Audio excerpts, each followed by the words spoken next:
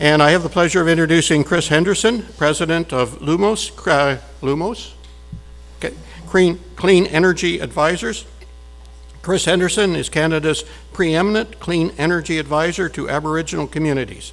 He advises chiefs and councils, tribal groups, and Aboriginal economic development corporations on how to effectively secure and leverage partnership positions in clean energy projects across Canada. Chris has catalyzed clean energy projects in every Canadian province and territory.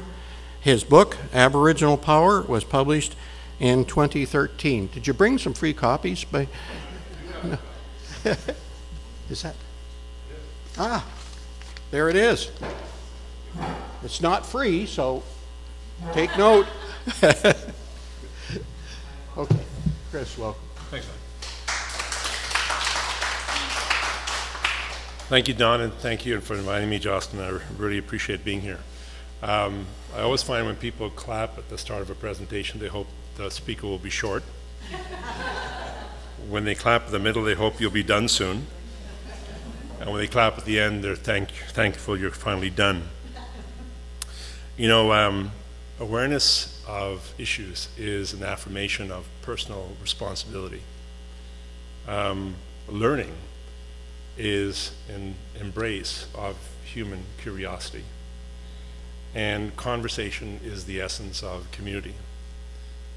So what I hope to share with you today is something that respects the awareness that you've brought here and your own perspectives.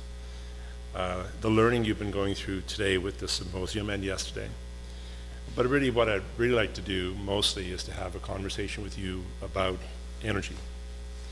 And in that regard, I'm going to do a few things, but then really would like to be interacting with you as much as possible.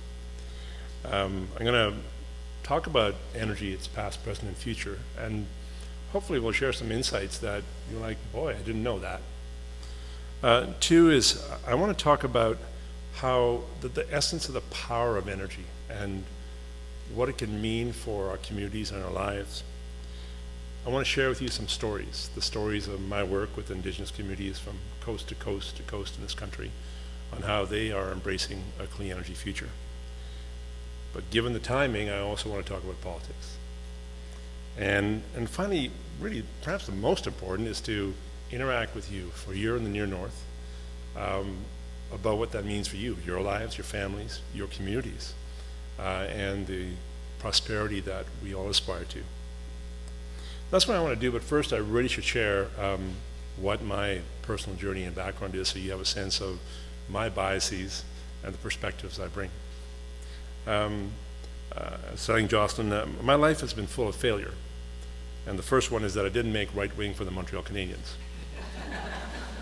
Though, you know, and I want to be clear that you may look at my pigment and say, well, he seems to be of Indigenous descent, and I'm not, though I have a small amount of DNA that is North American Indigenous. Actually, I'm the real India. I'm from India. That's okay, that's a joke. My Aboriginal friends once said to me, he says, I'm not disappointed that Christopher Columbus was looking for you guys when he found us. I'm just glad he wasn't looking for the Virgin Islands. Being known as virgins for the rest of our lives would be really lousy.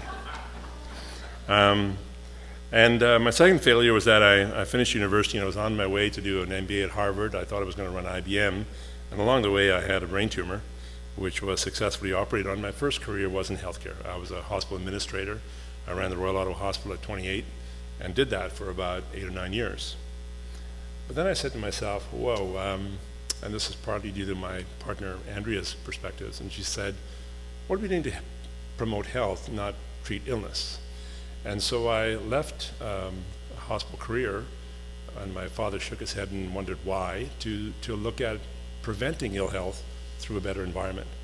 And I first created a company called Delphi Group, which exists today, which is a notable company in Canada that promotes corporate sustainability. And out of that company came the Earth Summit. I worked with Maurice Strong when we created the Rio Earth Summit. He took all my staff to do that. We've greened the, you know that thing you stay in a hotel that says to you, you want your towel, hang it up or throw it in the bathtub. If you do, that was my idea. We greened the CP Hotel chain, but here's a story about it, you know. Bob Damone, the CEO of CP Hotels, asked me to look at this, and I went around and talked to all the hotel employees who know a lot. I mean, if you talk to the average person, they actually know most of what you need to learn. And they said, well, why don't we just, hang the towels up? So we did a test on the 6th floor of the Royal York Hotel in Toronto. And they decided, no, don't change the sheets, as Mr. Henderson saying, for a week. And they said, oh, no, we have to do that. I said, why don't you ask your guests? And they said, well, if it's not dirty, just make the bed. Still kept changing the sheets every day.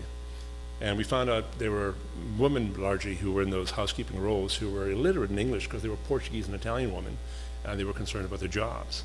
We worked with CUPE to do an English training program, and then we also guarantee their jobs, and we changed the printout to be a symbolics program to know when to change the bed, when to not.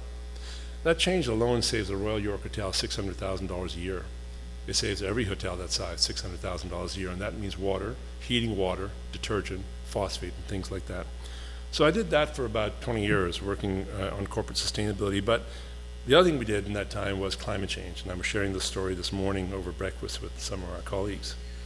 My climate change journey started in 1988. I was on a plane in England and sitting beside a gentleman, and I do encourage people to always talk who you're beside because you never know how smart they are and what you can learn. And this gentleman said, I'm very concerned about global warming. Being somewhat intellectually curious, I said, well, I am too. I didn't know what it was. And he said, here's what it was. And he said, can you give us some help? I said, you got this environmental company. Can you look at it? I said, sure. So we did an analysis that took about 2 pages long and consisted of the following. Global warming is happening. The ice caps are going to melt. The sea level is going to rise. Don't insure anything near a coastline. They said, we agree with that. He was from Swiss Reinsurance, a reinsurance company. And that happened in 1989. But I went to him next and said, how about the upside of global warming? He said, what are you talking about? I said, well, why don't we deal with clean energy? We started helping them move around $300 to $400 million of investment into the wind energy industry in Europe with companies like Vestas. So my journey really is and since that time, I've worked very much exclusively in the clean energy area. And for the last 15 years, I've been working with First Nations, Métis, and Inuit communities around Canada to help them become a part of a clean energy future. And along the way, you learn that as you share information, you have to be clear. And I remarked when I was running hospitals, I spoke at a women's service club once, and they came up to me after and said, look, thank you for speaking to us. We'd like to give you a check, an honorarium for being our speaker today. I said, well, it's just part of my job, but thank you very much. They said, oh, great. We'll put the check back in our fund for better speakers. True story. So let me dive into, and I hope I'm a little bit better than I was at that time. The history of energy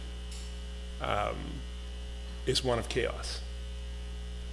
In every instance when our energy sources have changed, it has been ecologically disruptive, socially dislocative, and sometimes economically debilitating. And we're in that stage now. Let me give you a part of the past. There's one Canadian Prime Minister, I'll let you guess who said, history, there's something I could talk about for a long time. And in the late 1700s, one of the main energy sources was whale oil. When you harvest whale oil, you go out into the oceans for up to 2 or 3 years at a time. Boats would be in the ocean for 2 or 3 years, harvesting whale oil and taking the blubber and making it to whale oil and arriving back at port and selling it and making a lot of money. About 1780s, late 1780s, boats harvesting whale oil can come back to ports in England, in Europe, in the east coast of the United States, and there was no more market for whale oil because it had been replaced with coal oil. 3 years of economic activity, they were bankrupt, they lost their jobs, and all the people involved with that industry. And that's been true of every energy transition that we've gone along. And energy and its interconnectedness with climate is profound, not only for the impacts of greenhouse gas emissions and the consumption of fossil fuels, but it is connected. We know that the ecological web is connected. Well, energy and environment and health and food and climate, they are all intrinsically connected. So the energy of the past and the energy of today has been characterized by the following letters beginning with words beginning with the letter C. It's centralized, it's controlled, it's colonial, and it's corporate.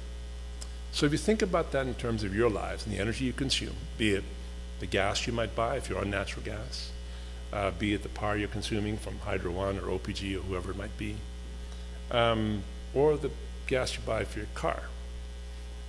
It's centralized. Someone's controlling it that you have very little say over. It's large central systems that do that, by and large. We have nuclear plants near Bruce. We have large hydro plants here in Ontario. We have gas plants, or elsewhere in the world, more coal plants like they do still in Alberta and Saskatchewan and Nova Scotia. It's controlled. It's controlled by government, in part, but also by capital. That's the other C. And it's not controlled by you. It's separate from you. You're a recipient, you're a buyer, you're an off-taker. You have no choice. So you're limited. Doesn't, when you don't have control over a situation, who likes that, right? It's colonial. What's the essence of colonial enterprise? Colonial enterprise is when someone says, yours the way it is, you don't have any choice, you have to do it, take it or leave it. Or we'll force you to take it. And finally, it's corporate. And corporate could be a large corporation like Ontario Power Generation, which you and I own, but how much say do we really have over that company? Virtually none. And that corporations make decisions for the corporate interest, including ones that may be owned by the state. So in that reality of the energy we are in today, that is centralized, colonialized, controlled and corporate, what's the preoccupation in that energy reality? The preoccupation is a confused, chaotic situation where you're concerned about your energy rates and what you pay and your bills. But you know what? For those of you of that age, and you can go back to the 1970s, you paid way more for energy then. You paid almost double what you paid for it now. In fact, almost triple, because that's what the cost was. But when it's centralized and controlled, governments go, this is meaning we can't increase rates. So for the last 30 or 40 years, we built the energy system in this country that was centralized and colonial in the 40s, 50s, and 60s, and 70s. The large systems, the transmission lines you see, the large centralized plants. And we didn't increase the rates to it. Now you see, well, rates go jumping up, or we're in deficit, or the government has to subsidize the rates, as both the Wynne government tried to do in Ontario and the Ford government's doing now from the tax base. Oh, who's that tax base? That's you and I. But did you have any say over that decision? Short answer is no. Did you know that was going to be the decision when you voted in the last provincial election? You probably did not. And so there's a very, we talk about long-term vision. The energy system of today is characterized by short-term vision. Now, if that sounds like an oxymoron, it is. And so you have to say in that climate, and I'll use that climate in a double-edged sword, something's going to be chaotic and changing, and it is. And we're just like the whale oil boats of the late 1780s. We're in this stage now where the centralized, controlled, colonial and corporate world of energy is now colliding with a bunch of D words, which is digital, democratized, decentralized, and decarbonized. And you might say, whoa, Chris, what does all those big words mean? Well, you know what? The same revolution that gives us these lovely technologies like computers and internet, well, it also works with energy. Energy is, by and large, a digital enterprise. There's a chip in everything. Chips can also create energy in different forms of ways. They can control energy. They can make energy smart. So that the school that is not open today, that digital chip can reduce the amount of load to actually almost nothing and make sure it's going to the community center, which is working on Saturday. Energy is democratized because now, as some of you who may have solar systems, just like I saw Jocelyn's wonderful Living Lightly lab this morning, it's fantastic. You can choose to put up solar panels. You can choose to use less energy with energy efficiency. And therefore, the decisions are now different. They're decentralized. They're not centralized. You can make some decisions with that. Your family can, your school can, your business can, your camp can. And decarbonizes that we're making a choice to say, well, in order to deal with climate, as we've heard this morning and you talked about yesterday, you want to have less emission from energy, which means less fossil fuel, which means you have you're decarbonizing energy. So we have a dramatic, chaotic world for the next generation. And I guarantee you that energy is not going to get simpler. It's going to become more chaotic, more problematic, and when you throw climate into the mix, the C word, you get even more so. So the energy of the past, present, and the future is characterized by dramatic dislocative change. If you'd like to read a remarkable book where, in fact, I learned about the whale oil example, you can read a book called 1,000 Barrels a Second, written by a friend of mine called Peter Tertzakian, who's an energy economist and manager in Alberta. In a short book, in a couple of hours, you'll read about the energy of the dislocated nature of energy change. And so, and the next book I'm writing, which I can't share with you exactly about, we'll be talking about, are we going to change in a very difficult way or a softer way? And right now, we're on a path on a very difficult change, which will, as we've heard, mean, Helen, your presentation and Courtney's presentation this morning talked about the people who are dramatically affected by climate change. Well, there are people who are in rural areas, there are people who are in the north, there are people who are poor, there are people who are indigenous, there are people that are aging. So the reality of the energy change process is compounded by the climate crisis of today, the climate emergency of today. And appreciate that unless we deal with energy in a different form, we will not deal with climate. The second thing I'd like to share with you is the power of energy. It is remarkable how powerful fossil fuels are. I mean, you've got the concentration of billions of years of solar energy. That I don't know if you've seen this clip Rick Mercer did, but it's on Google. It's called, oil is solar energy. Well, it is, because it was solar energy that made those plants and marine life that got compacted that then became oil. So, I mean, oil is really solar power. Well, it is. And that concentration of power in fossil fuels has allowed us to draw an incredible amount of embedded energy for the energy that we need today. And I got to tell you that the fossil fuel industry, or the hydrocarbon industry, or the oil and gas industry, if you want to be kinder, is remarkably capable of harnessing that and getting it to us for the car that I drove here with, or for the plane that we fly on from time to time. I do not demonize the people who are in the oil and gas industry, and nor should we, because none of us are angels in this process.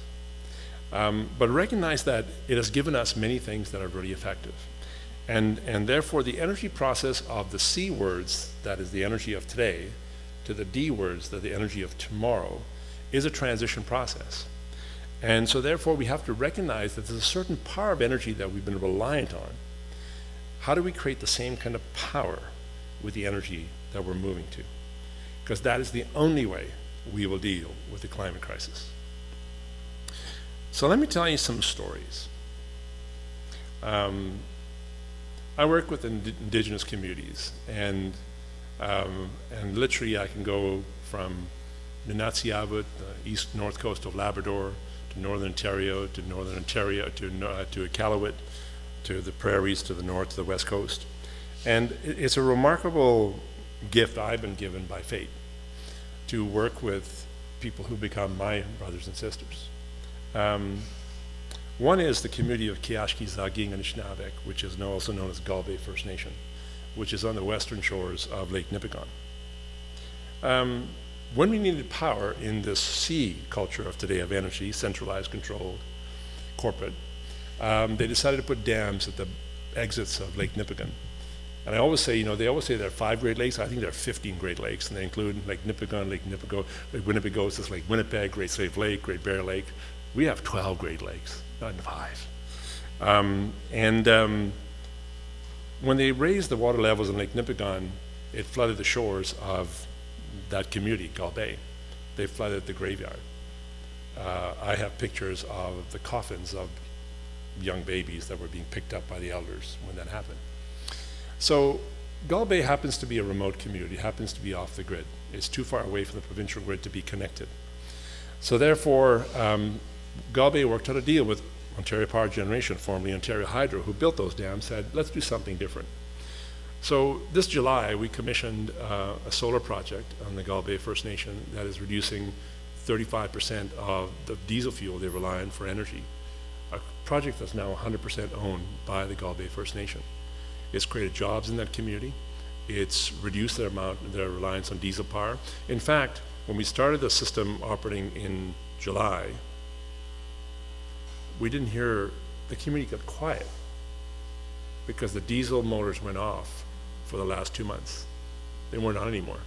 Because in fact, all summer and into the fall and part of the spring, and as you know here in the near north, it gets pretty sunny here in February and March. People forget that. Yes, between mid-October, around now, to late January, it's not a lot of sun, but the rest of the year is actually pretty good.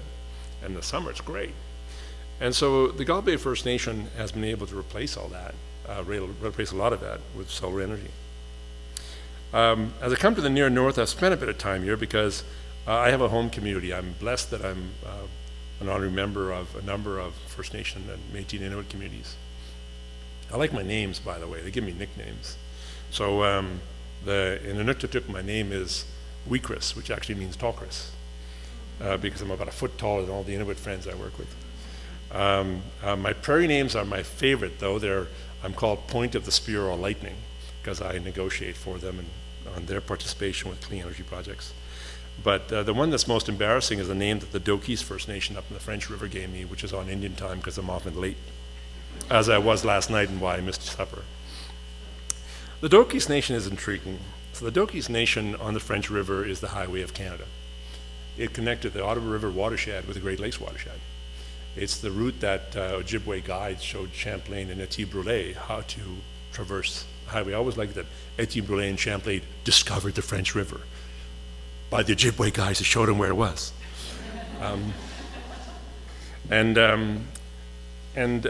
There were dams built in the French River. There are 3 exits from Lake Nipigon into the French River water system. They were built there about 120 years ago by the Canadian government to create the lumbering trade by colonial interests. And for a number of years, the French River and the Dokis Nation said, well, why don't we build a hydro project beside one of those dams? First, the McGuinty government and the Wynne government, they offered an opportunity to be able to compete for that. And along with a partner, a company, private company out of Montreal, we've built a small hydro project. It's not that small. From top to bottom, it's about 40 feet high. We didn't build a new dam. We just built a powerhouse beside that dam. But Chief Denise Rastoul, who was a dear, dear friend at the time when she was chief, asked me to help them do it, which we did. But how do we do it? We're doing hydro. Well, first of all, we're not changing anything in the Lake Nipigon River. No cottager was affected. In fact, we helped control some of the water levels to manage that. I said to Chief Rastoul, we're doing this on the French River. It's Canada's first heritage river. Boy, I think people are going to be a little bit upset about this. So we went to the Heritage Rivers Conference in Ontario, in Ottawa one year, before we started. And Chief Rastoul and I said, look, here's what we're planning to do. But when we're doing this, we're not going to affect the water. In fact, when we build the project, we're going to redo the walleye habitat, which has been ruined, so it's better. We're going to protect the riparian zones. We're going to make sure the pots in the river, which was carved by the falls, called the pots of stone, which is Okikendot in Ojibwe. We're going to retake those. We're going to make sure the medicines are protected. We're going to rebuild the original portage canoe route that Champlain and Etienne Brulé were taken down and make that a heritage trail. The project's going to be owned 40% by the Dokis First Nation and employ all Dokis people. So we presented that in a group like this. And at that time, Suzuki Foundation, Pollution Probe, Pembina Institute, and a few other NGOs said, if you do that, we'll support you. And they did. And we did that and did that. What we did was that, you know, there's something that's going on in the United Nations now called Sustainable Development Goals, which is to say you can achieve a different future. And Helen, you refer to it as co-benefits or multiple benefits, and achieve a number of things. So what we want to do with the energy future we're going towards is, in fact, achieve a number of things. So you look at what the Dokis community achieved in that. It was a private sector project. I mean, there's no subsidy in it. It's been privately financed. No tax dollars into that. The Dokis Nation owns a large chunk of the project. They get funds they're using for economic development, for the school, for social services in the nursing home, for elders in that community. We restored nature. Clean energy, to be legitimate in my view, has to be restorative. It's one of my clear yardsticks. You know, you do wonderful things at Camp Bernard teaching young people about nature. Well, to me, clean energy is legitimate in the D future we're going towards if it is truly protective and restorative about nature. And that means I can tell you that I have fought against clean energy projects because some of them are wrong. because they are not restorative. They are not respectful of local communities and of nature. And so if you look at the abundance that is there in doing clean energy the right way, you're creating local employment. I mean, the Dokis community, when we were doing the project, before we built it, we went to Sturgeon Falls and North Bay and Sudbury with the mayors, and we went to the local economic development corporations and saying, look, we're going to do a $60 million project that'll employ local trades and people. We want you to be aware of it. They said, oh, yeah, absolutely. There were good tradespeople in the audience, contractors. And we said, oh, yeah, by the way, at the back of the room are piles of paper. We went to all the people in the community who were looking for work and said, can we get a resume? They said, oh, we don't have a resume. We said, okay, we'll help you write one. Had 1 page of resumes. We put in the back of the room. And we said, there are resumes there of all the people in the Dokis community that are looking for work. So don't just say you'll look for help them get employment. We want you to actually employ them. 60 people were employed in the project. Every single person who gave us a resume in the back of that room was employed by local people in Sudbury, Sturgeon Falls, and North Bay. And by the way, many of them have permanent employment with those companies, and some of them have created new companies because clean energy is an economic developer. So that is the future of energy that you want to pursue. It's a future that looks at the integration. I mean, in this election, I'll come back to that, but it looks at a number of goals so that clean energy, climate, affordability, the involvement of women, the involvement of young people, those are things that we can pursue with the right clean energy future. In one of the organizations that Don didn't mention that I run, and I'll give you a connection point to it, it's called Indigenous Clean Energy, or ICE, which I kind of like the name. It's very Canadian. And you can get to it by indigenouscleanenergy.com. We run a training program that goes for three months each summer. It's called the 2020 Catalyst Program. 20 Indigenous people come into a year.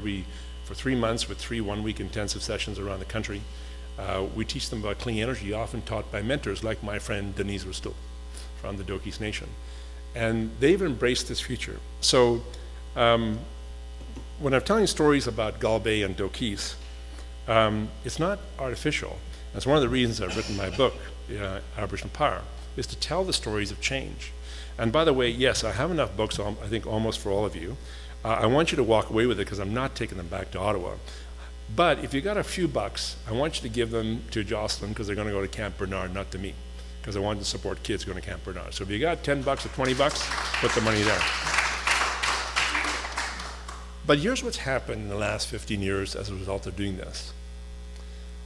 1 out of every 6 or 1 out of every 5 electrons produced in this country for electricity is generated through ownership by First Nations, Métis, or Inuit communities, or co-ownership, or a defined financial agreement. It is the single largest economic generator of Indigenous people in this country today. I mean, let's go to Henry Inlet around the corner. They're 95% complete on a 300 megawatt wind farm in the community. This is the largest wind farm in Canada when it's going to be built. Owned 100% by the Henry First Nation. And so, to me, what this does is also speak to the story of Canada. We're writing a different story. I don't know how many of you have participated in something called a blanket exercise. And if you haven't, you should. And Jocelyn, you should make sure that the blanket exercise comes and used in your camp. It would be great, fantastic. Because the blanket exercise is a recreation of Canadian history. And you go through 350 years of history in 3 hours, often with an Indigenous elder participating. And you learn about what, in fact, were the decisions made consistently over this time of those last 350 years where we've done the wrong thing. Because while energy has been a colonial enterprise, so in part has been Canada. And let's rewrite that. So to me, what I love the beauty of Indigenous involvement in clean energy is that we're not only writing a different future of energy that is not colonial, that is democratic, but it's also a different way for writing a new story for the place of Indigenous people in our country. And that power is remarkable. But energy is a broader business. So my final story on Indigenous clean energy, but I have hundreds of them because there's that many Indigenous clean energy projects around the country, is in Gaspé. And there are the 3 Mi'kmaq communities in Gaspé own half of a large wind farm, 150 megawatts. And they're generating wind, they're earning capital on it, they're using it for different things in the community. But you know what? The largest cement plant happens to also be in Gaspé, owned by McInnes. To make cement, to control cement emissions, you need ammonia. You put it into the stack to make sure the nasty stuff doesn't go out of the stack.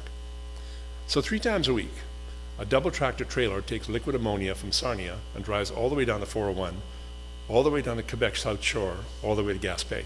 By the way, it's a rolling time bomb. If I see one of those trucks, I drive away, because literally it's that dangerous. But you can also make ammonia from hydrogen and nitrogen, which is in the air, and power. So the indigenous person who worked on that project, who ran it for his partner, they built it. What's he doing next? He's actually building a plant beside the cement plant. He's got to deal with them. That's going to take wind power, hydrogen and nitrogen from the air, and make ammonia to replace that hydrocarbon fossil-based ammonia that's driving all the way from Sarnia 3 times a week. Because the internature of energy is really important to understand. We talk a lot about renewable energy, but really, we use the word clean energy because actually, and this is, I think, very pertinent to where you are, we know the first rules of environment: reduce, right? So if we do energy efficiency and we do more of it, and we don't need energy, we don't need renewable energy, or as much renewable energy. So energy efficiency and advanced energy, things like ammonia made from renewable energy rather than fossil fuels, is part of that clean energy future. So the transition that we're going to of energy is much more diversified than you think. It's, first of all, my plea is, and I talk to myself in that because I'm no angel on that, I can always do more things in my home and in my lifestyle and my family's lifestyle to reduce what we're consuming. And you know, you look at something like, people say, well, what about plastics, oceans plastics? Well, what's plastics? It's oil, you know? And so if we use less plastic, we're using less fossil fuel. If you look at the different things we can do in our lives, the transition process going through with energy is incredibly diverse and multifaceted, because energy is intertwined with every aspect of our life: how we walk, how we run, how we commute, what we buy, what we eat. I mean, you look at the agriculture sector, which Don knows all too well. There are things there that farmers can do incredibly in terms of how they deal with silage, how they deal with feedstock, how they deal with the feed that cattle and other animals use, how we use methane. I mean, I remember once the Reform Party had just been elected federally, and I was the president of the chair of the Canadian Environmental Industries Association, and we had an Environmental Industry Day on Parliament Hill. And we went to see individual MPs and tell them about what environment can do for the economy. And I was chosen to go to meet an MP, a Saskatchewan Reform MP, and I was saying, look, you know, I think you can do a lot with this stuff. Climate change is real. He goes, Chris, I don't believe you. I said, well, let me talk to you about shit. Cow shit in particular. He goes, talk to me. And so look, I mean, anaerobic digestion is perfectly workable. I'm sure, Don, you know many farmers who use anaerobic digestion to generate heat for their operations. And I said, you know, you can use that in a way, but it needs to be incentivized. Perhaps there are supports that can be given to farmers to use that technology, because it costs capital to put the anaerobic digestion system in place. And one thing we know about farmers, they don't have a lot of capital, and they don't want to borrow any more money. And so anyway, it happened. Then we had a reception at the end of the day.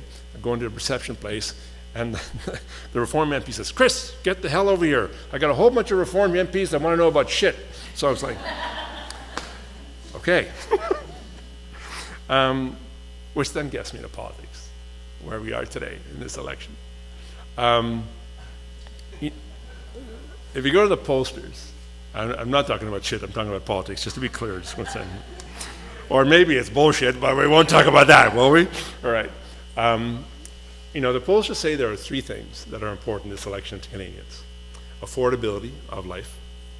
Though the funny part I always go to, I said, they're very concerned about how much people in the suburbs are, you know, their tax base and their expenditure. I said, well, they could, you know, take transit, not buy 2 cars. They maybe don't want to buy as many toys. Don't get me into that, but because I think whatever we do in tax relief will be gone in 6 months with people because of our lifestyles. There are choices we're making that are not smart. It's not the government's fault. It's ours. But it's a political reality.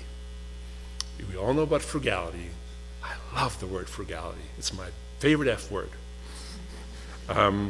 So we got affordability as a key issue, healthcare is a key issue, and climate is a key issue. So here's what it means, and I want to come to the near north and your lives, and I'd like to hear about the questions you have and the choices you're trying to make, or the great things you're doing. Those 3 things are 100% interconnected. So if you go to my Twitter feed, it's CC Henderson at twitter.ca. I'm, for the next 20 days in the election, I'm going to give you 20 great ideas where those three things come together, where you can take action in one thing to help health, to help affordability, and help climate. They are not separate. They are intertwined. As is energy ecologically intertwined with us, we know in our lives that we don't wear one hat. We wear many hats. We juggle it sometimes several a day, and sometimes we wear them many at the same time because we do different things. We have different parts of our life, different parts in our relationships. And so what we need to do in this election is say, no, this is not a matter of do the healthcare or help with affordability or declimate. No, my plea, and what I'm going to put out there concretely in the next few weeks, is that we can have it all. That's a terrible phrase, like, I mean, I love those ads, especially to women. You can have it all. Really? Really? Can anyone really have it all? But I'll leave that one aside. But in this case, for the three priorities of this election for Canadians, you can't have it all, because there's a lot of things one can do that help those three areas. So that's my stories. I mean, I can go on with numerous Indigenous clean energy stories. I can go on in terms of talk to you about any source of energy. I do a lot of, my life is a constant camping trip. I'll have sleeping bags, I've got food, I travel around because I'm going all around the country, and it's lovely. I like being outdoors, I love working with communities. And it's just marvelous to see the change that's there. But I will say, we are in this tension between the C words of centralized, control, colonial, and corporate energy to digitalize, decentralize, decarbonize, and democratize. And maybe that's the last word my remarks can end with: democracy. What a lovely word. It's a Greek word. Because it's power of the people.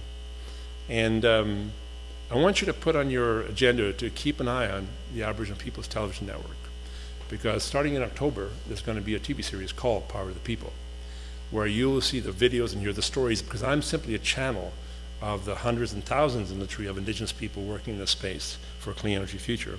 But there are 13-part TV series on Power of the People of how Indigenous communities are involved with clean energy and climate action. But democracy to me is about you. Because you know your lives, you make your choices, and your families make your choices, your friends and colleagues make your choices. This community of Sunridge makes its choices, Camp Bernard makes its choices. And so appealing to the near north, I mean, the minute I get to the upper Ottawa Valley and I start hitting the near north, I get happier. I mean, I build cottages around Pembroke and north of there, and there's something when I hit the real Shield country and the Big Sky country, and when I go through the Madawaska Highlands, it's probably one of the most beautiful places in Canada. So let me close my remarks by ending to say, I hope I've been a better speaker. I hope I've affirmed your awareness and your personal responsibility, your learning that you're going through in terms of taking time in your day, because time is our most precious commodity. And I'd like to open this up with a bit of a conversation with Don's help to see where that takes us into lunch, because if you're a before lunch speaker, end early, because people will thank you even more. Thanks.